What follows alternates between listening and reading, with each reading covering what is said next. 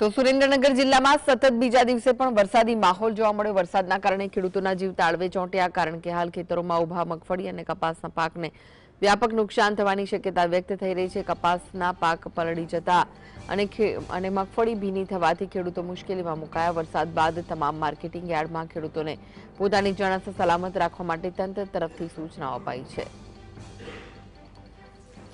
સુરેન્દ્રનગરમાં સતત બીજા દિવસે વરસાદી માહોલ જોવા મળ્યો।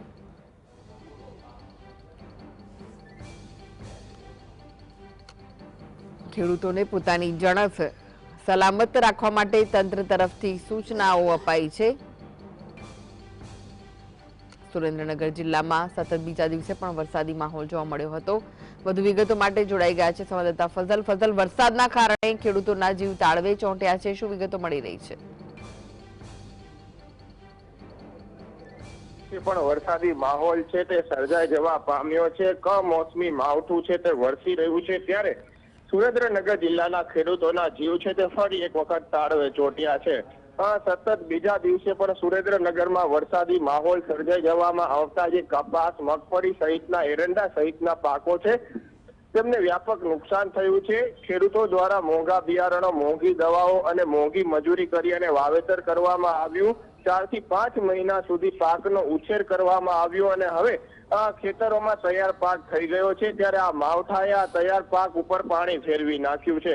સૌથી વધુ સુરેન્દ્રનગર જિલ્લો કપાસ ઉત્પાદન કરતો જિલ્લો ગણવામાં આવે છે। અંદાજિત 3.80 લાખ હેક્ટર જમીન ઉપર કપાસનું વાવેતર કરવામાં આવ્યું છે અને હાલ ઉત્પાદન પણ શરૂ થઈ ચૂક્યું છે, ત્યારે વરસાદ વરસવા પામતા હાલના તબક્કામાં જે ઉભો કપાસનો પાક છે તે પલળી જવા પામ્યો છે, ખરી જવા પામ્યો છે, જેને લઈને હવે આ જે પલળી ગયેલો કપાસ છે તે વેપારીઓ પણ નહીં ખરીદે તેવો અંદાજ છે તે ખેડૂતો દ્વારા હાલ વ્યક્ત કરવામાં આવી રહ્યો છે। સતત બીજા દિવસે પણ વરસાદી માહોલના કારણે સુરેન્દ્રનગર જિલ્લામાં આવેલા 5 થી વધુ માર્કેટિંગ યાર્ડોમાં જે ખેડૂતો પોતાની જણસ લઈને આવે છે તે સલામત રીતે આવે અને જો શક્ય હોય તો જે માવઠા વચ્ચેની પરિસ્થિતિમાં પોતાની જણસ ખેતરમાંથી ન ઉતારે અને સુરક્ષિત સ્થળે ગોડાઉનમાં મૂકી રાખે તે પ્રકારની અપીલ પણ વહીવટી તંત્ર દ્વારા કરવામાં આવી રહી છે। હજુ પણ 3 દિવસ વાતાવરણમાં પલટો રહેશે તેવો અંદાજ છે તે સુરેન્દ્રનગર હવામાન વિભાગે પણ વ્યક્ત કર્યો છે। ખેડૂત સાવચેતી રાખે અને પોતાની જણસ છે તે ઢાંકી અને